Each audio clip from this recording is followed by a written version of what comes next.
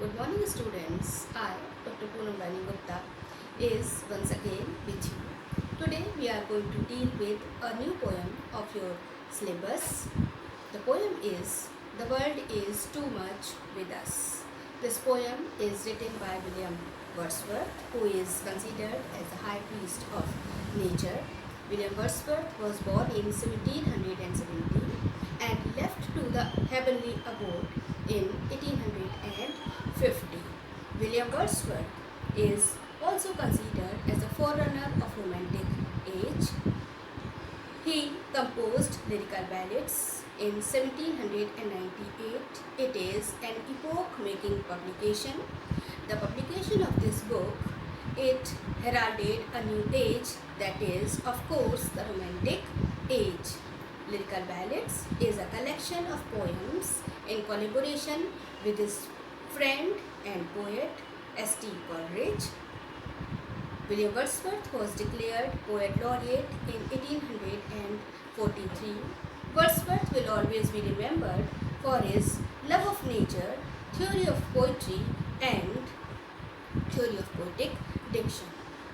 The World is Too Much with Us is a poem which he composed in 1802. This poem is written after Miltonic sonnet style. That means the poem possesses two parts, that is the octave and sestet. The rhyme scheme of the poem is A B B A B B A C D C C D C, and there is a turn of thoughts after octave which consists of 8 lines, and sestet concludes the argument in the poem. The poem criticizes growing materialism of 19th century society due to industrial revolution. During this time, industrial revolution took place in England, and because of that industrial revolution, the world and whole of the England was under the grip of growing materialism, and the poet writes the poem taking the same theme from there. So let us begin with the poem.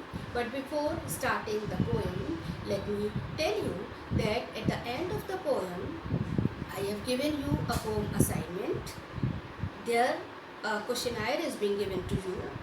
You have to read the questions and you have to try to write the answers of the questions. The answers are lengthy ones, they are subjective answers. And after that, there is also a graded learning test.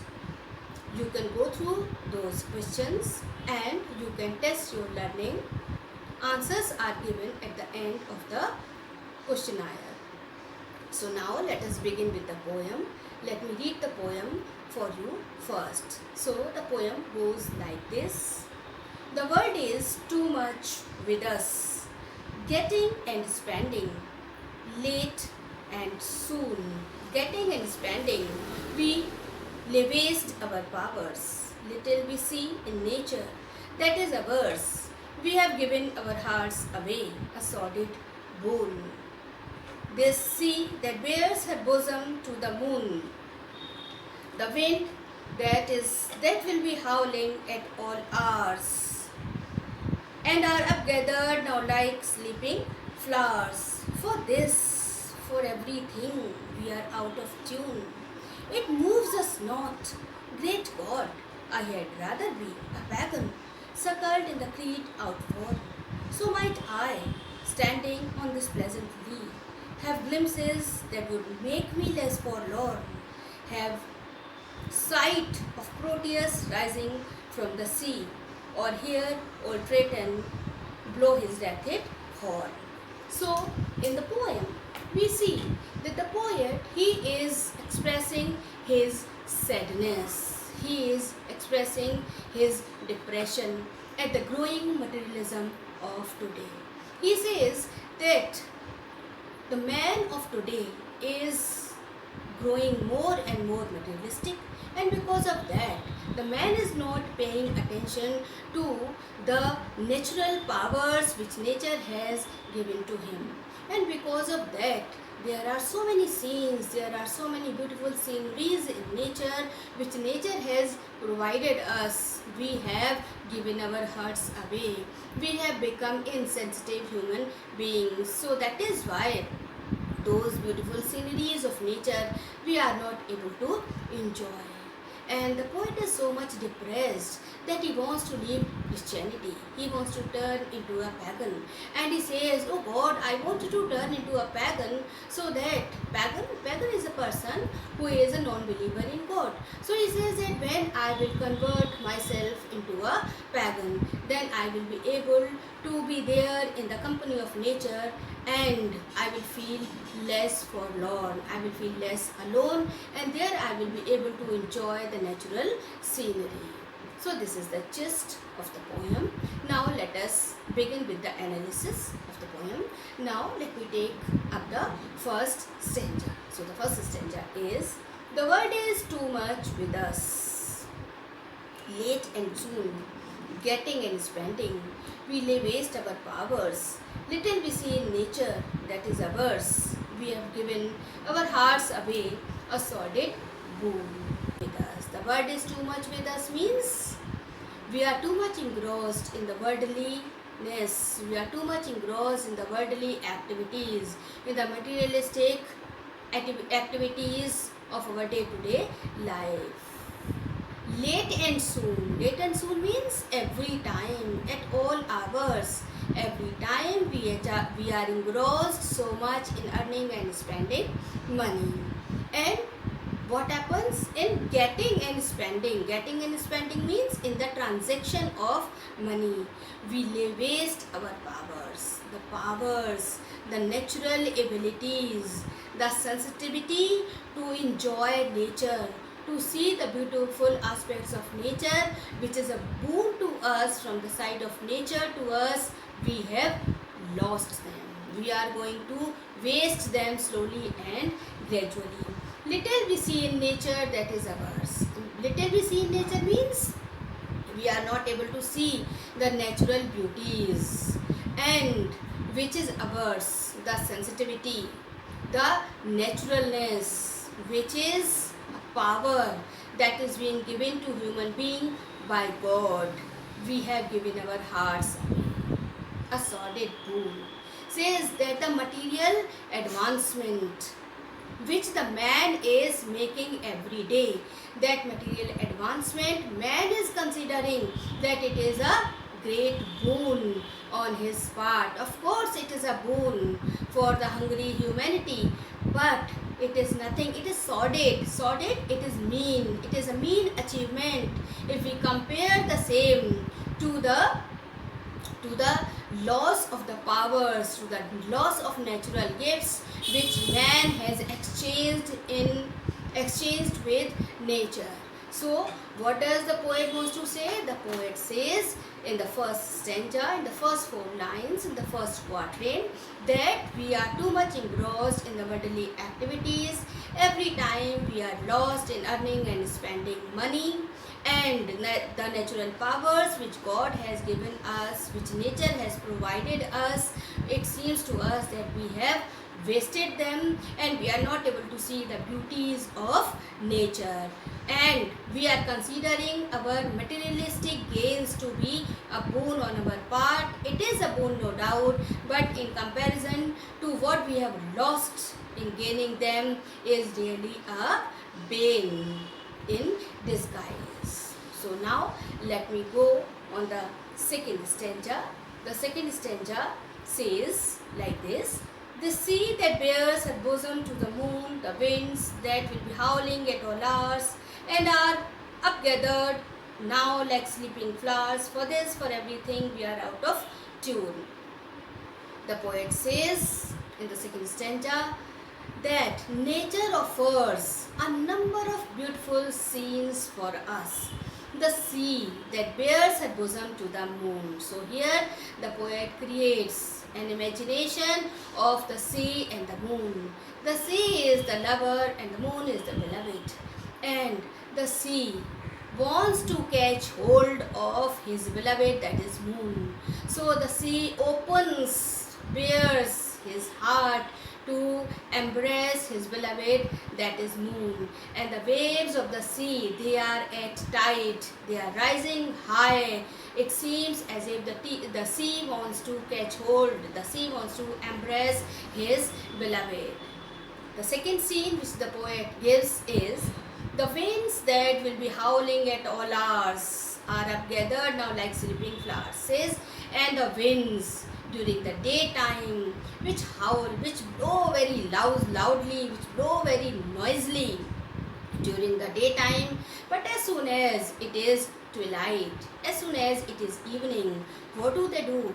They are hushed now like sleeping flowers. So all these sins, for this, for everything, for we are out of tune. So what does the poet says? The poet says that for this beautiful scenery of nature, not only for this, but also for all other beautiful scenes of nature, we are out of tune. We are not having a harmony with nature, and the nature, it appeals us not, it moves us not. So this is the second stanza. Now the third stanza. The third stanza goes like this. The poet says, "It moves us not, great God, I had rather be a pagan sickled in the Crete outward. So might I, standing on this pleasant lea, have glimpses that would make me less forlorn, have sight of Proteus rising from the sea, or hear old Triton below his wreathed horn." So, what does the poet say here? It moves us not. Poet says that all these sights, not only these sights, but also so many numberless similar sights in which nature offers a human being, none of those sights is able to appeal us, none of the sights is able to move us. And the poet is so much disgusted to see this growing materialism of men of the modern time in the age of industrial revolution, that he calls upon God and he says, "Great God," he says, "Oh God, I had rather be a pagan." He says that I want to leave my religion, I want to leave Christianity, I want to live as myself as a believer of Christianity. I want to convert into a pagan. Who is a pagan? Pagan is a person who is a heathen, who is a non-believer in God. Pagans in the Greek mythology are said to be the person who take nature as their god and they worship nature. They want to be there in the company of nature. So the poet, he expresses his disgust and he says that I want to live Christianity. I do not want to offer my mouth services to God. I want to do it in practice. So that is why I want to be there in the company of nature, and for that I will have to leave Christianity, and oh great God, I want to turn into a pagan. And when the poet will turn into a pagan, what will happen? He will be free then. He will be free. He will have enough liberty to be there in the company of nature. He will be able to enjoy the beautiful sights of nature. So what does he say? So might I, standing on this pleasantly, says that, and then when I will convert into a pagan, then I will have enough time to be there in the company of nature, and I will be able to enjoy the beautiful sceneries of nature. And then he says, and when I will be there in the company of nature, then I will be having the sight of the glimpses that would make me less forlorn, the sight of nature that will feel me less forlorn alone. Because in the materialistic world of today, the poet feels all alone. He does not feel oneness with other people who are growing more and more materialistic, who are growing more and more inhuman, insensitive towards outer nature. So that is why he says that when I will convert into a pagan, then I will be having enough liberty to be there in the midst of nature, and then I will have the glimpses of beautiful sights of nature. And perhaps when I would be there standing on the pleasant lea is the meadow, the seashore. So when I would have been standing on the meadow, when I would be standing on the seaside, then I would be able to have the sight of Proteus rising from the sea. Proteus is a sea god. There is a reference to Greek mythology again. In the Greek mythology, it is being said that Proteus is a sea god who is capable of changing shapes. So the poet says that when I will be there in the company of nature, when I will be standing by the side of nature, then I would be able to enjoy the sight of Proteus coming out emerging from the sea.